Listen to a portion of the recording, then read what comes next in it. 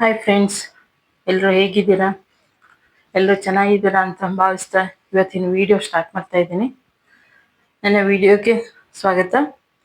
ಇವತ್ತು ನಾನು ಮಾಡ್ತಿರೋಂಥದ್ದು ಅವರೆಕಾಳು ಹಾಕಿ ಅಕ್ಕಿ ರೊಟ್ಟಿ ಮಾಡೋಣ ಅಂತ. ಇದು ಬೇರೆ ಕಡೆಯಲ್ಲೆಲ್ಲ ತುಂಬ ಫೇಮಸ್. ಇದು ನಮ್ಮ ಸೌತ್ ಕೇಂದ್ರದಲ್ಲಿ ಅವರೆಕಾಳು ಹಾಕಿ ಮಾಡುವಂಥದ್ದು ಸ್ವಲ್ಪ ಕಮ್ಮಿ, ಯಾಕಂದರೆ ಇಲ್ಲಿ ಅವರೆಕಾಳು ಅಷ್ಟಾಗಿ ಸಿಗಲ್ಲ. ಹಾಗಾಗಿ ಅವರೆಕಾಳು ಹಾಕಿ ಅಕ್ಕಿ ರೊಟ್ಟಿ ಮಾಡ್ತಾ ಇದ್ದೀನಿ. ಬನ್ನಿ ಹೇಗೆ ಮಾಡೋದು ಅಂತ ನೋಡೋಣ. ಮೊದಲಿಗೆ ಒಂದು ಪಾತ್ರೆಗೆ ಈರುಳ್ಳಿ, ಕೊತ್ತಂಬರಿ ಸೊಪ್ಪು, ಕರಿಬೇವಿನ ಸೊಪ್ಪು, ಹಸಿಮೆಣಸಿನ್ಕಾಯಿ, ಹಾಗೆ ಕಾಯಿ ತುರಿ, ಇದಿಷ್ಟನ್ನು ಹಾಕಿ ಚೆನ್ನಾಗಿ ಕಲಿಸ್ಕೋಬೇಕು. ಉಪ್ಪು ಮತ್ತು ಅರಿಶಿನ, ಜೀರಿಗೆ ಹಾಕಿ, ಉಪ್ಪು ರುಚಿಗೆ ಎಷ್ಟು ಬೇಕು ಅಂತ ನೋಡಿಕೊಂಡು ಉಪ್ಪು ಹಾಕ್ಕೊಳ್ಳೋದು.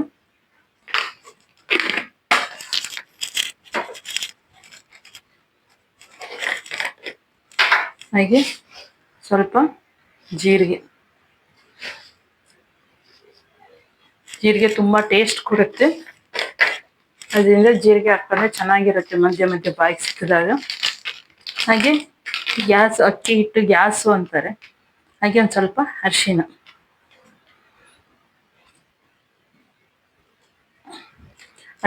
ಬೇಕಿದ್ರೆ ಹಾಕ್ಬೋದು, ಇಲ್ಲಾಂದ್ರೆ ಬಿಡ್ಬೋದು, ಅವರವರ ಇಷ್ಟ. ನಾನು ಹಳದಿ ಕಲರ್ ಆಗಿ ಮಾಡ್ತಾ ಇದ್ದೀನಿ ಅಕ್ಕಿ ರೊಟ್ಟಿ. ಇದನ್ನೀಗ ಒಂದ್ಸಲ ಚೆನ್ನಾಗಿ ಕಲಿಸ್ಕೊಳ್ಳೋಣ. ಹಸಿಮೆಣಸಿನ್ಕಾಯಿ ಖಾರ ಎಲ್ಲ ಚೆನ್ನಾಗಿ ಬಿಟ್ಕೊಂಡಿರುತ್ತೆ. ಇದಕ್ಕೆ ಈರುಳ್ಳಿ ಸ್ವಲ್ಪ ಜಾಸ್ತಿ ಇದ್ರೆ ಚೆನ್ನಾಗಿರುತ್ತೆ ಅಕ್ಕಿ ರೊಟ್ಟಿಗೆ.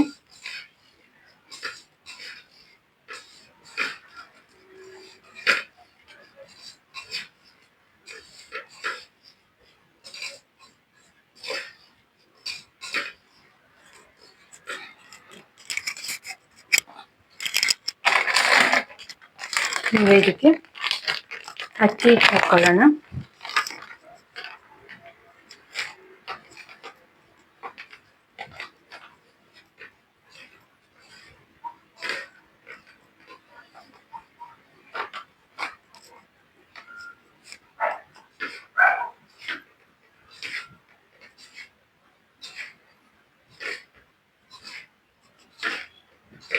ಅಕ್ಕಿ ಹಿಟ್ಟು ಜೊತೆಗೆ ಇದನ್ನ ಚೆನ್ನಾಗಿ ಕಲಿಸ್ಕೋಬೇಕು.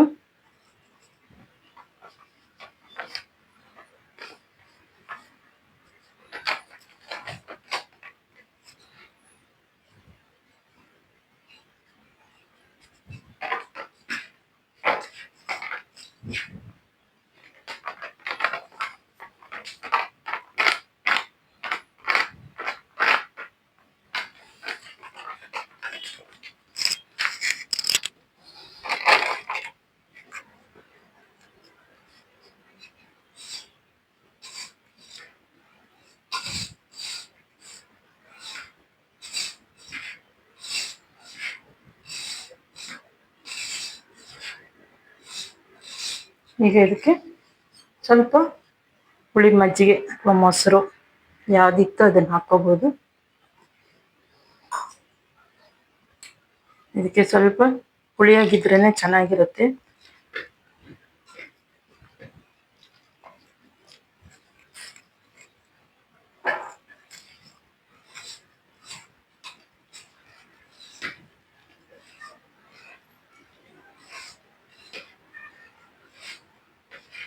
ಇದನ್ನು ಕಲಿಸ್ಕೊಂಡು ಆಮೇಲೆ ನೀರು ಎಷ್ಟು ಬೇಕು ಅಂತ ನೋಡಿಕೊಂಡು ನೀರು ಹಾಕ್ಕೊಂಡು ಕಲಿಸ್ಕೋಬೇಕು.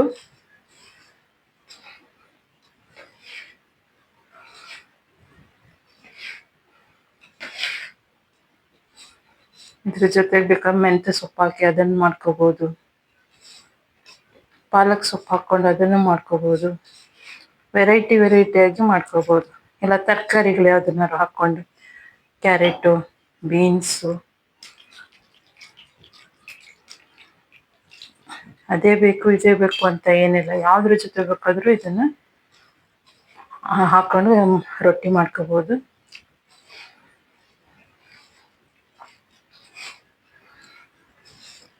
ಸ್ವಲ್ಪ ಗಟ್ಟಿಯಾಗಿ ಕಲಿಸ್ಕೋಬೇಕು.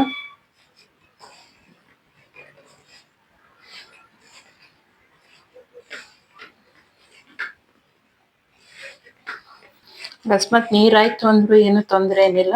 ಅದೊಂದು ಸ್ವಲ್ಪ ಅಕ್ಕಿ ಹಿಟ್ಟು ಹಾಕ್ಕೊಂಡ್ರೆ ಸರಿ, ಏನು ವ್ಯತ್ಯಾಸ ಆಗಲ್ಲ. ವ್ಯತ್ಯಾಸ ಆದ್ರೂ ಒಂಚೂರು ಉಪ್ಪು ಖಾರದಲ್ಲಿ ವ್ಯತ್ಯಾಸ ಆಗ್ಬೇಕಷ್ಟೆ. ಉಪ್ಪಲ್ಲಿ ಅಷ್ಟೇ, ಖಾರ ಸಾಕಾಗುತ್ತೆ. ಉಪ್ಪಲ್ಲಿ ಒಂಚೂರು ವ್ಯತ್ಯಾಸ ಆಗುತ್ತೆ, ಒಂಚೂರು ಬೇಕಿದ್ರೆ ಉಪ್ಪು ಹಾಕೋಬೋದು ಅಷ್ಟೇ.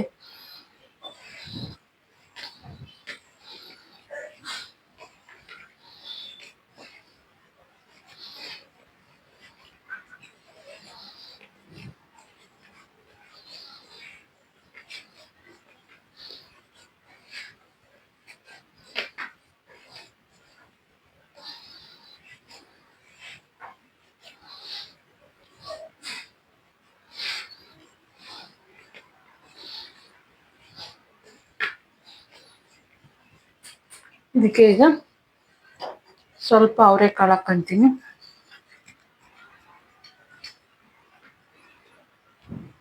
ಇದರಲ್ಲೊಂದು ಸ್ವಲ್ಪ ನೀರಿದೆ.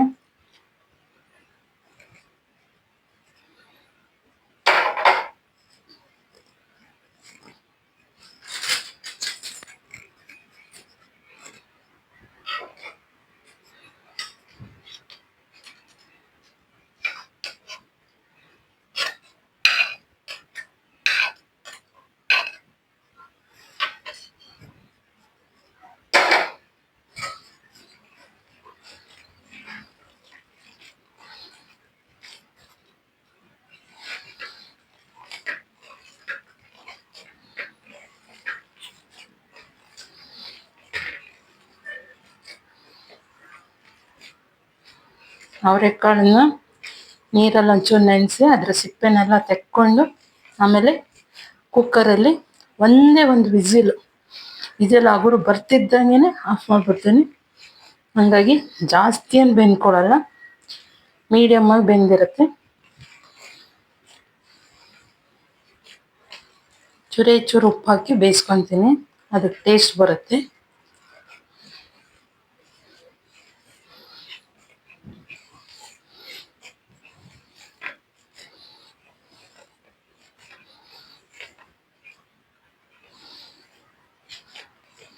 ಈಗ ಇದು ಕಲಸಿದ್ದಾಗಿದೆ. ಒಂದು 5 ನಿಮಿಷ 10 ನಿಮಿಷ ಬಿಟ್ಟು ರೊಟ್ಟಿ ಮಾಡೋಣ. ಬೇರೆ ಎಲ್ಲ ರೆಡಿ ಮಾಡ್ಕೊಳ್ಳೋದ್ರೊಳಗೆ ಇದೇನೊಂದು ಸ್ವಲ್ಪ ನೆನ್ಕೊಂಡಿರುತ್ತೆ.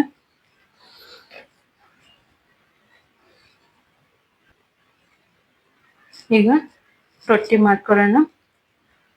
ರೊಟ್ಟಿ ಶೀಟನ್ನು ಇಟ್ಕೊಂಡು ಅದನ್ನ ಒಂಚೂರು ತೊಳ್ಕೊಂಡಿದ್ದೀನಿ. ಅದಕ್ಕೊಂಚೂರು ಎಣ್ಣೆ ಹಾಕ್ಕೊಂಡು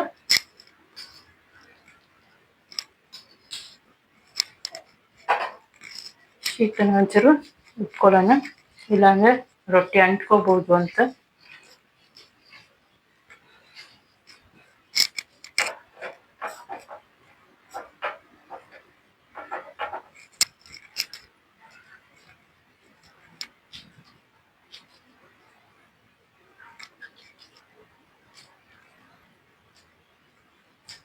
ಇದನ್ನ ತೆಳ್ಳಾಗಿ ಲಟ್ಟಿಸ್ಕೋಬೇಕು, ಇದು ಒತ್ಕೋಬೇಕು. ಮಧ್ಯೆ ಮಧ್ಯೆ ಒಂಚೂರು ನೀರು ಕೈ ಮಾಡಿಕೊಂಡು ಹಿಟ್ಟು ಬೇಕಿದ್ರೆ ಇನ್ನೂ ಒಂಚೂರು ತೆಳ್ಳ ಮಾಡ್ಕೋಬೋದು. ಅಲ್ಲಿ ತೆಳ್ಳ ಮಾಡ್ಕೊಳಕ್ಕಾಗಿಲ್ಲ ಅಂದರೆ ಇದೊಂಚೂರು ನೀರು ಕೈ ಮುಟ್ಕೊಂಡ್ರೆ ಹಿಟ್ಟು ಒಂಚೂರು ತೆಳ್ಳ ಆಗುತ್ತೆ. ಕಾವಲಿ ಕಾಯಕ್ಕೆ ಇಟ್ಕೊಂಡಿದ್ದೀನಿ.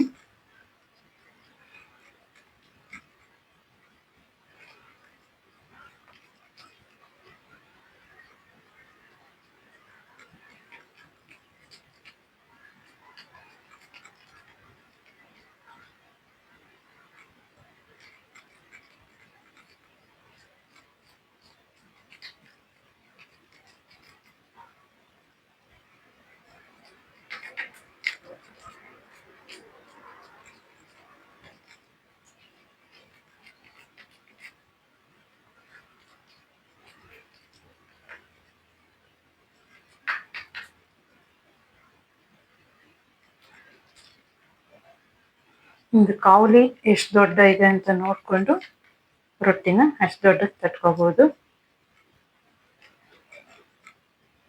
ಕಾವಲಿ ಚಿಕ್ಕದಿದ್ರೆ ಹಿಟ್ಟು ಒಂದು ಸ್ವಲ್ಪ ಕಮ್ಮಿ ಹಾಕ್ಕೊಂಡು ಅದಕ್ಕೆ ಸರಿಯಾಗಿ ತಟ್ಕೋಬೋದು. ನನ್ನ ಕಾವಲಿ ದೊಡ್ಡ ಇದೆ.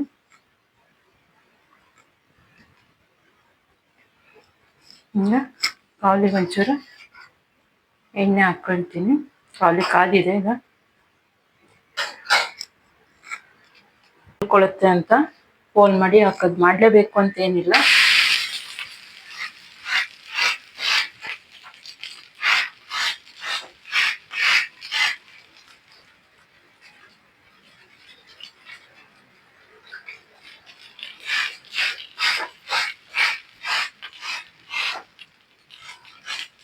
ಈ ಥರ ಪ್ರತಿ ರೊಟ್ಟಿ ಹಾಕಿದಾಗ್ಲೂ ಶೀಟ್ ಮೇಲೆ ಈ ಥರ ಪ್ರೆಸ್ ಮಾಡ್ಕೊತ ಹೋದ್ರೆ ಬೇಗ ಬಿಟ್ಕೊಳ್ಳುತ್ತೆ ಶೀಟು.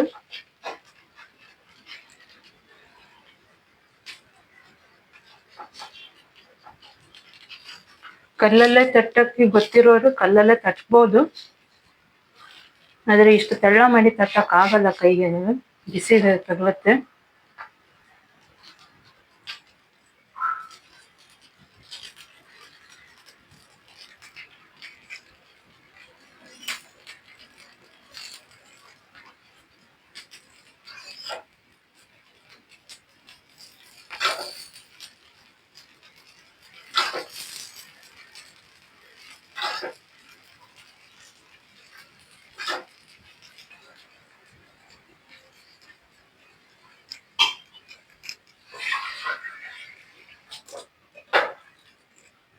ಇದು ಮುಚ್ಚಿಡೋ ಉದ್ದೇಶ ಅಂದ್ರೆ ಮೇಲ್ಗಡೆ ಎಲ್ಲ ವೈಟ್ ಆಗುತ್ತೆ ಅನ್ನೋ ಕಾರಣಕ್ಕೆ ಮುಚ್ಚಿಡೋದಷ್ಟೇ. ಮತ್ತೇನು ಇದೆಲ್ಲ ಮುಚ್ಚಿಡದೆ ಇದ್ರೂ ಆಗುತ್ತೆ. ಮೇಲೆಲ್ಲ ವೈಟ್ ಬರುತ್ತೆ. ಮತ್ತೆ ಮುಚ್ಚಿಟ್ಟು ಬೇಗ ಆಗುತ್ತೆ ಅನ್ನೋ ಒಂದೇ ಉದ್ದೇಶ ಅಷ್ಟೇನೆ.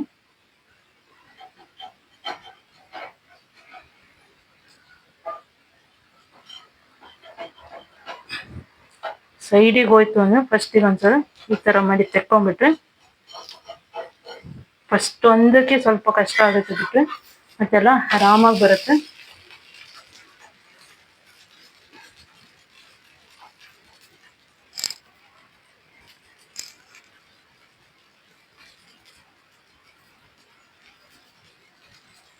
ಎರಡೂ ಸೈಡ್ ಬೇಕಿದ್ರೆ ರೋಸ್ಟ್ ಮಾಡ್ಕೋಬಹುದು, ಅಲ್ಲ ಒಂದ್ ಸೈಡ್ ಬೇಕಾದ್ರೆ ರೋಸ್ಟ್ ಮಾಡ್ಕೋಬಹುದು.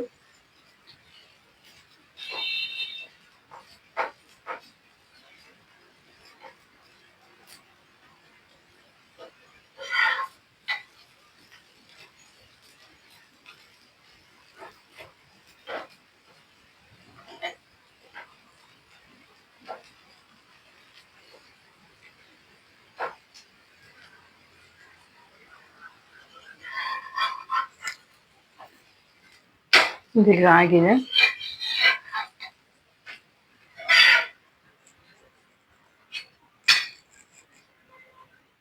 ಈಗ ರೊಟ್ಟಿ ಆಗಿದೆ. ಇದು ತುಂಬಾ ಸ್ಮೂತ್ ಆಗಿ ಬಂದಿದೆ. ನಾನು ಜಾಸ್ತಿ ರೋಸ್ಟ್ ಮಾಡಿಲ್ಲ. ಇದನ್ನ ರೋಸ್ಟ್ ಬೇಕಿದ್ದರೂ ರೋಸ್ಟ್ ಮಾಡ್ಕೋಬಹುದು. ಇದು ಸ್ವಲ್ಪ ರೋಸ್ಟ್ ಆಗಿದೆ, ಆದ್ರೂ ತುಂಬಾ ಸ್ಮೂತ್ ಆಗೇ ಇದೆ. ಇದ್ರ ಜೊತೆಗೆ ನಾನು ಬೆಲ್ಲ ಮತ್ತೆ ಬೆಣ್ಣೆ ಕಾಂಬಿನೇಷನ್ ಇಟ್ಟಿದ್ದೀನಿ. ಅಕಸ್ಮಾತ್ ಬೇಡ ಅನ್ನೋರು ಚಟ್ನಿ ಸಹಿತ ಮಾಡ್ಕೋಬಹುದು, ಇಲ್ಲ ಅವರೆಕಾಳು ಸೀಸನ್ ಬೇರೆ ಏನಾದ್ರೂ ಮಾಡ್ಕೊಂಡು ತಿನ್ಬೋದು. ಎಲ್ಲದೂ ಚೆನ್ನಾಗಿರುತ್ತೆ. ನಾನು ಬೆಲ್ಲ ಮತ್ತೆ ಬೆಣ್ಣೆ ಕಾಂಬಿನೇಷನ್ ಇಟ್ಟಿದ್ದೀನಿ. ಫ್ರೆಂಡ್ಸ್, ಈ ವಿಡಿಯೋ ಇಷ್ಟ ಆದಲ್ಲಿ ಲೈಕ್ ಮಾಡಿ, ಶೇರ್ ಮಾಡಿ, ಹೊಸಬರಾಗಿದ್ದಲ್ಲಿ ಸಬ್ಸ್ಕ್ರೈಬ್ ಮಾಡ್ಕೊಳ್ಳಿ. ಹಾಗೆ ಪಕ್ಕದಲ್ಲಿರುವಂಥ ಬೆಲ್ ಐಕಾನ್ ಒತ್ತಿ ನಾನು ಹಾಕುವಂಥ ಹೊಸ ವಿಡಿಯೋ ನೋಟಿಫಿಕೇಶನ್ ಮೊದಲು ನಿಮ್ಗೆ ಬರುತ್ತೆ. Thank you. ಧನ್ಯವಾದಗಳು.